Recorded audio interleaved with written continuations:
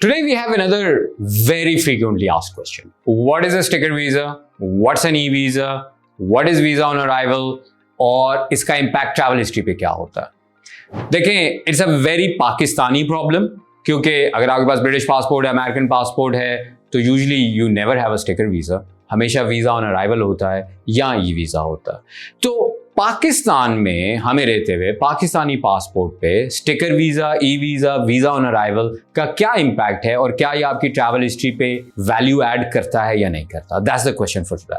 So let me just give you a breakdown. Sticker visa, e visa, visa on arrival, तीनों में essentially कोई फर्क नहीं है, क्योंकि जब हम कहते हैं ट्रैवल हिस्ट्री, तो ट्रैवल हिस्ट्री जो है that is not a visa. आपके मिसाल के तौर पे पासपोर्ट पे 10 स्टिकर वीज़ास लगे हुए हैं और 2 ई वीज़ास भी हैं आपके पास, लेकिन that is not travel history until unless you have traveled to a destination, exit और एंट्री स्टैंप आपकी लगी है, that is a travel history. और वो ट्रैवल हिस्ट्री है जो आप किसी भी एप्लीकेशन पे मेंशन कर सकते हैं। यानी कि वीज़ास आपके जितने मर्जी लगे हों, that's not your travel history. वो बेशक ई वीज़ा हो या स्टिकर वीज़ा हो, it would have no impact on your travel history. तो क्यों हम जब सवाल करते हैं कि जी स्टिकर वीज़ा है या ई वीज़ा है, बिकॉज वी फील कि स्टिकर वीज़ा की शायद ज़्यादा इंपॉर्टेंस है। ऐसा बिल्कुल भी नहीं है। That is what I want to clarify today. Visa on arrival हो, स्टिकर वीज़ा हो, ई वीज़ा हो, same impact on your travel history जब आप उस पर ट्रैवल कर जाए। मिसाल के तौर पे मालदीव्स तो वीज़ा ऑन अराइवल है पाकिस्तान के लिए और तकरीबन सारी नेशनैलिटीज के लिए।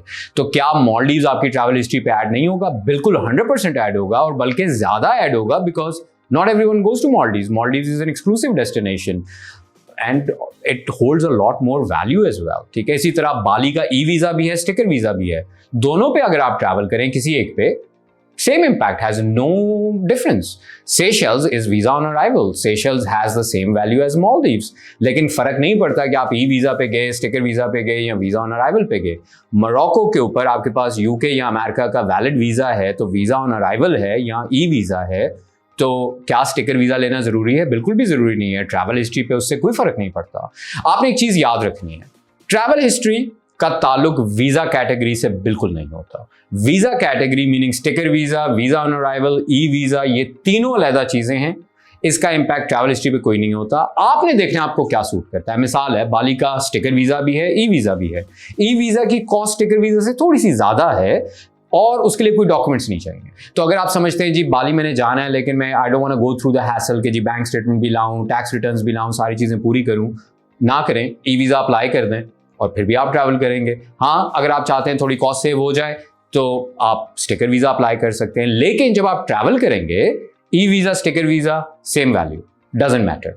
सो जब भी आप डिसाइड कर रहे हो किसी भी डेस्टिनेशन पे, स्पेशली ट्रैवल हिस्ट्री को सोचते हुए, तो आपने ये नहीं सोचना कि स्टिकर वीज़ा है, वीज़ा ऑन अराइवल है या ई वीज़ा है।